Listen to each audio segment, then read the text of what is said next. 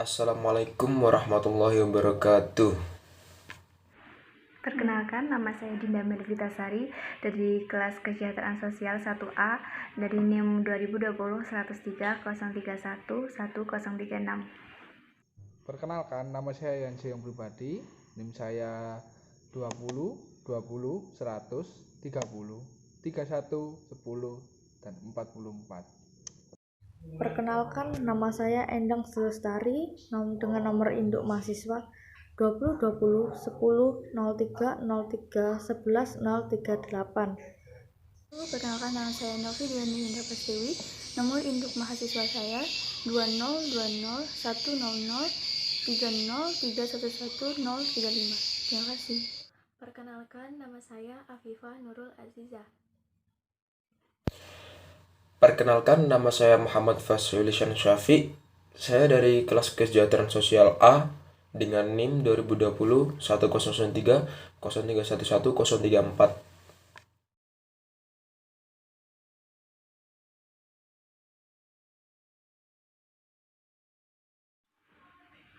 Konsep sosialisasi politik. Sosialisasi politik merupakan suatu proses bagaimana memperkenalkan sistem politik pada seseorang dan bagaimana orang tersebut menentukan tanggapan serta reaksi-reaksinya terhadap gejala-gejala politik.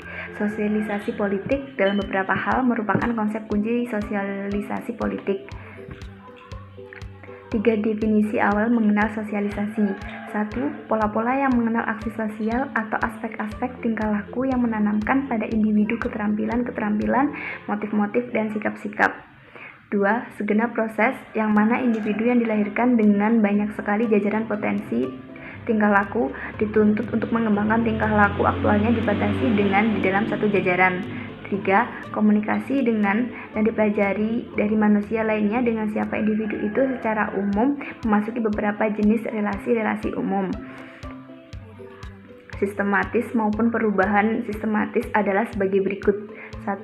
Cara-cara belajar seseorang terhadap pola-pola sosial yang berkaitan dengan posisi-posisi kemasyarakatan seperti yang ditengahkan melalui berbagai macam masyarakat. 2. Proses yang mana sikap-sikap dan nilai-nilai politik ditanamkan kepada anak-anak sampai mereka dewasa direkrut ke dalam peranan-peranan tertentu.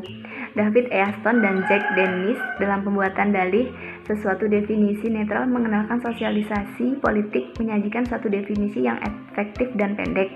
Mereka berdua mendefinisikan sosialisasi politik secara sederhana, yaitu suatu proses perkembangan seseorang untuk mendapatkan orientasi politik dan pola-pola tingkah lakunya.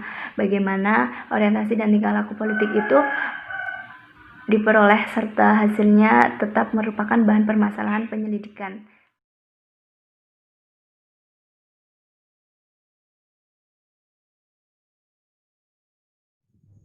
Saya di sini akan menjelaskan tentang komunikasi politik. Komunikasi politik sendiri itu adalah merupakan bagian dari objek kajian ilmu politik yang disebabkan karena adanya interaksi yang bersifat politik dan memiliki fungsi agresi, artikulasi, sosialisasi, dan juga rekrutmen. Jenis-jenis komunikasi politik yang pertama yaitu politik digital. Jadi komunikasi politik digital pemerintah itu sekarang sudah maju, yaitu menggunakan teknologi. Seperti contohnya Bapak Presiden Jokowi. Bapak Presiden Jokowi membuat akun Twitter, akun YouTube, dan juga itu membuat blog di mana masyarakat bisa melihat apa yang diajukan, apa yang disampaikan oleh Pak Jokowi, dan masyarakat bisa mengkritik lewat sosial media tersebut. Yang kedua, komunikasi politik pers. Tak hanya menggunakan komunikasi politik, pers juga ikut menggunakan komunikasi politik sebagai ajang informasinya agar sampai ke masyarakat secara bersamaan. Nah, tapi seiring dengan waktu, posisi peranan pers ini mengalami pergeseran yang mengikuti perkembangan negara sistem dan sistem politik di negara. Tapi hal ini masih dikuatkan dengan presiden yang itu berkomitmen sosial politik. Fungsi komunikasi politik. Fungsi komunikasi politik yang pertama yaitu dalam kepekaan bisa memunculkan kepekaan hingga menangkap dengan jelas keberatan sesuatu yang ditimbulkan dalam dunia politik, seperti kejadian politik yang ditangkap langsung oleh komunikasi politik. Komunikasi politik ini nanti akan diperlukan dalam komunikasi internasional, hubungan internasional maupun dalam internasional komunikasi politik. Komunikasi politik juga memiliki mata rantai disiplin ilmu. Disiplin tersebut yang kemudian akan menjelaskan bahwa komunikasi juga berhubungan dengan media sosial, budaya, agama, dan lain sebagainya. Pola komunikasi politik. Pola komunikasi politik ini dibagi menjadi 4. Yang pertama yaitu komunikasi politik vertikal, horizontal, formal, dan informal. Yang vertikal itu top down, yang berarti dari pemimpin kepada yang dipimpin. Horizontal antar individu dan individu, antar kelompok dengan kelompok. Dan formal komunikasi melalui jalur organisasi formal. Yang terakhir informal, komunikasi melalui pertemuan atau tatap muka, tidak mengikuti prosedur atau jalur organisasi.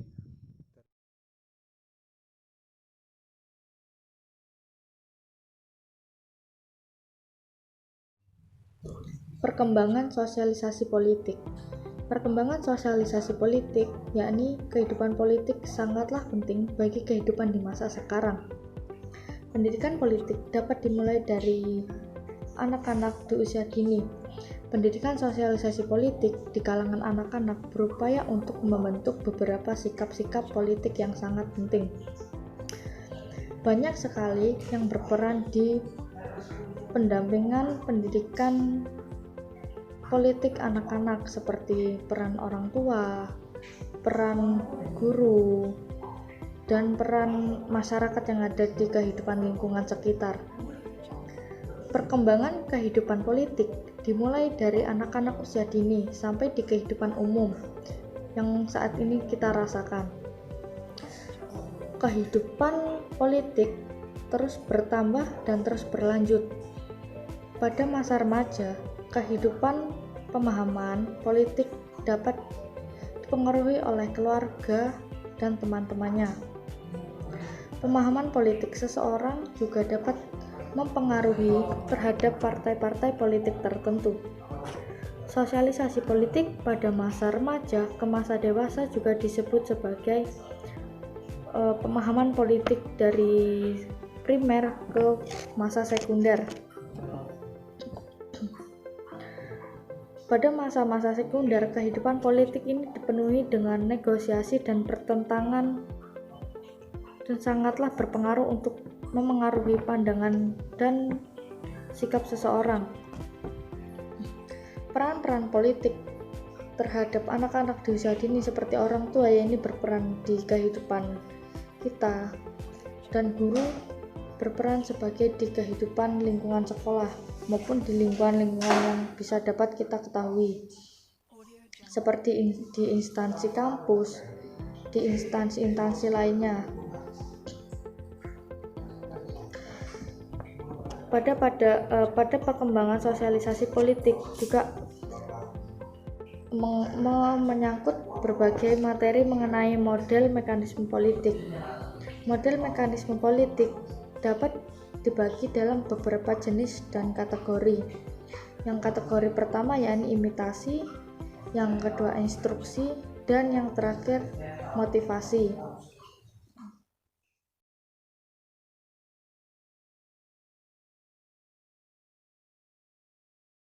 Kesempatan ini saya akan membahas mengenai sosialisasi politik pada masyarakat totaliter. Namun, sebelum jauh membahas hal tersebut, saya akan membahas apa itu totaliter. Istilah totaliter berasal dari bahasa Latin totus yang berarti seluruh atau utuh. Totaliter ini dapat diartikan sebagai bentuk pemerintahan dengan kekuasaan mutlak negara terhadap hampir seluruh bidang kehidupan di masyarakat. Kendali pemerintahan biasanya diserahkan kepada satu partai politik dan umumnya dipimpin oleh seorang diktator. Masyarakat totaliter adalah sekumpulan kelompok dari suatu ras yang sudah diubah pola pikir dan ideologinya melalui doktrin-doktrin oleh seorang penguasa, di mana masyarakat itu menjadi subordinasi dari si penguasa, sehingga jiwa mereka direbut,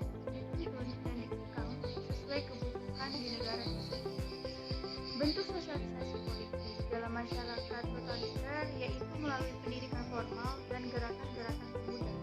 Semua pengajaran harus disesuaikan dengan ideologi komunis dan buku-buku teks digunakan sebagai sarana instruksi politik.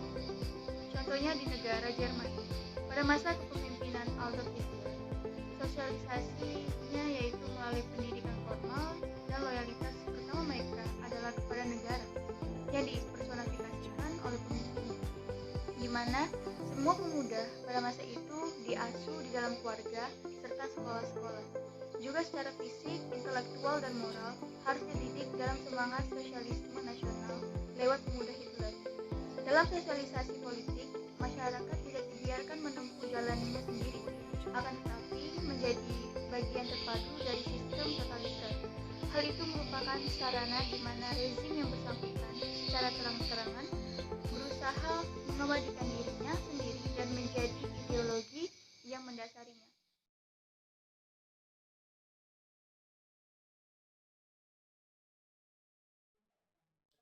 Sosialisasi politik pada masyarakat primitif. Dalam masyarakat primitif, peranan sosialisasi tampak pada masyarakat yang tengah atau telah cukup lama berdiri untuk menegakkan tradisi-tradisi yang kuat, yang menetapkan struktur dan peranan-peranan masyarakat. Proses sosialisasi pada masyarakat primitif banyak sekali perbedaannya, tetapi pada umumnya memiliki ciri-ciri umum tertentu yang sama. Dalam sosialisasi politik pada masyarakat primitif ini tidak mengenal diferensiasi seperti pada masyarakat modern, dan proses sosialisasinya dicirikan dengan kesatuan intrinsik yang menekankan masalah ritual, legitimasi peranan sosial, juga pencapaian status. Sosialisasi politik pada masyarakat berkembang. Menurut Robert Levin, terdapat 3 faktor penting dalam sosialisasi politik pada masyarakat berkembang, yaitu yang pertama, pertumbuhan penduduk di negara-negara berkembang dapat melampaui kapasitas mereka untuk memodernisasi keluarga tradisional lewat industrialisasi dan pendidikan. Yang kedua, sering terdapat perbedaan yang besar dalam pendidikan dan nilai-nilai tradisional antara jenis-jenis kelamin, sehingga kaum wanita lebih erat terikat pada nilai tradisional. Dan yang ketiga adalah mungkin pengaruh urbanisasi yang selalu dianggap sebagai satu kekuatan perkasa untuk menumbangkan nilai-nilai tradisional. Paling sedikitnya, secara parsial juga terimbangi oleh peralihan nilai-nilai ke dalam daerah-daerah perkotaan, khususnya dengan pembentukan komunitas-komunitas kesukuan dan etnis di daerah-daerah ini.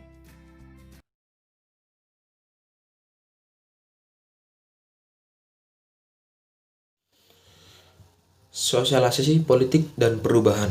Sifat sosialisasi politik yang bervariasi menurut waktu yang selalu menyesuaikan dengan lingkungan yang memberinya kontribusi berkaitan dengan sifat dan pemerintah dan derajat, serta sifat dan perubahan. Semakin stabil pemerintahan, semakin terperinci agensi-agensi utama dari sosialisasi politik dan sebaliknya.